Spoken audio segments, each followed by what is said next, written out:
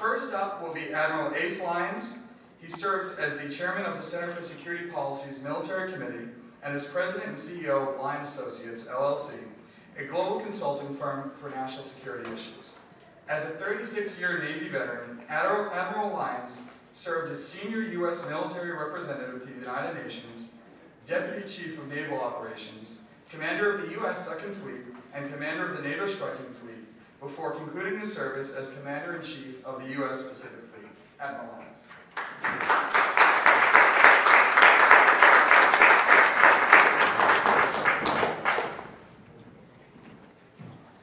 Thank you, Travis, and good afternoon to all of you.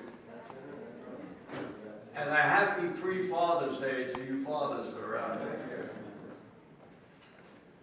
I've been asked to say a few words about the Obama administration's Asian pivot, and what does it really mean? Well, with a hollowed-out military that has been run hard and put away wet, it really doesn't mean much. Let me use the Navy as an example of what I'm talking about. The Navy we have today is the Navy Ronald Reagan built. We had 600 ships. The problem is, it is now shrunk to 285 ships. And let me put that number in perspective. For the total Navy now of 285 ships, that's basically what I had under my command in the Pacific Fleet. Now, just a few years ago, the Navy had set a goal of a 350-ship Navy. That has now shrunk to 313 ships. And with the debt crisis we're facing, the anemic shipbuilding program we have today is going to take us in a negative direction where we will have the smallest Navy since prior to World War I. Not World War II, World War I. And the problem with it is that 20% of that reduced force will be those sorry-ass literal combat ships who have no offensive or defensive capability. This is a program that should be immediately canceled and the money put in warfighting ships. So 60% of a fleet the size that we possibly are heading towards will give us less ships in the Pacific than we have today. So much for the Asian pivot.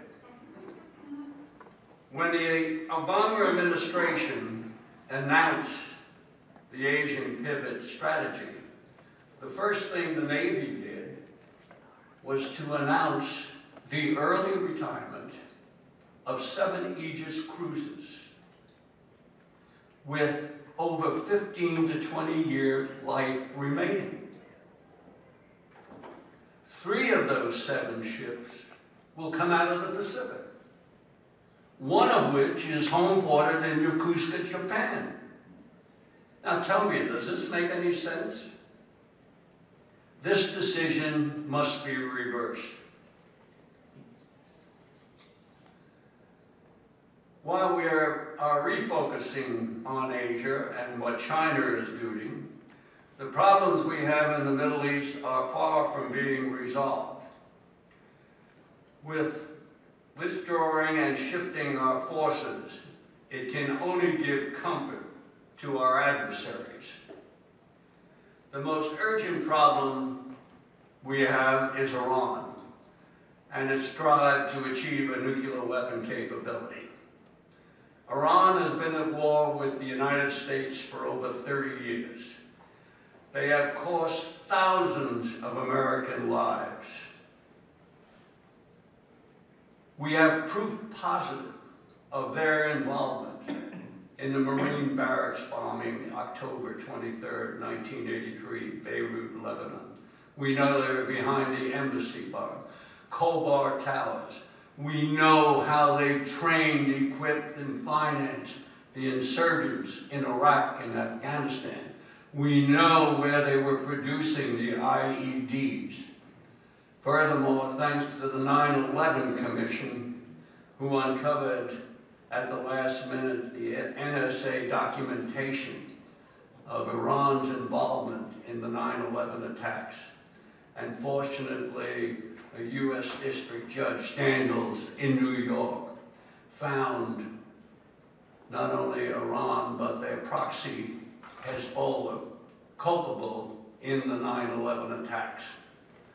With all of that, why we have a policy that has been hand off on Iran is mind-boggling to me. The end game with Iran cannot be some fabricated agreement with the corrupt mullahs. Such an agreement would be meaningless. After all, we're the infidels. The Sharia concept of taqiyya, rhyme, would certainly come into play. The only real solution to our Iranian problem is regime change. Without the nuclear issue, we have more than sufficient justification to retaliate against Iran. We need to take two tracks. One, provide meaningful support to the opposition forces and be prepared to launch our devastating strategic strike attack. We can't afford to hide behind Israel on this one. With regard to the Arab Spring, the outcome is less than clear. However, it has provided a platform for the rise of the Muslim Brotherhood and other radical Islamists promoting Sharia law.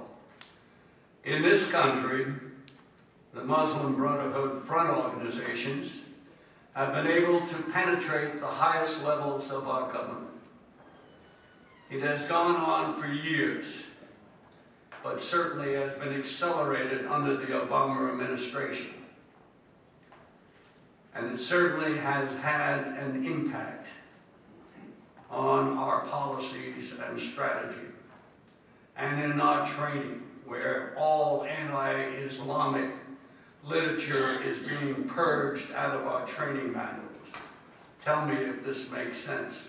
I do recall who conducted the 9/11 attacks. I urge you to go to Frank Gaffney's website, www.muslimbrotherhoodinamerica.com, to get further details, and it's really a chilling story. Now, one last point. The Obama administration wants us to join the UN Convention on the Law of the Sea, which is clearly a controversial and flawed treaty. The fact that we, as the premier maritime power in the world, would submit our freedom of navigation rights as well as issues of sovereignty to a UN bureaucratic international seabed authority based in Jamaica makes no sense. Contrary to what the proponents claim, it will not resolve the issues we have with Iran or China. Iran is not a party to the treaty, to the UN Convention on the Law of the Sea, and therefore the issues we have with the Straits of Hormuz will not come into play. They'll come into play when we exercise the right of innocent passage and our freedom of navigation. And with regard to China and their illegal claims in the South China Sea, China has told the International Seabed Authority, and put it in writing, that issues of sovereignty will not be discussed in the tribunal.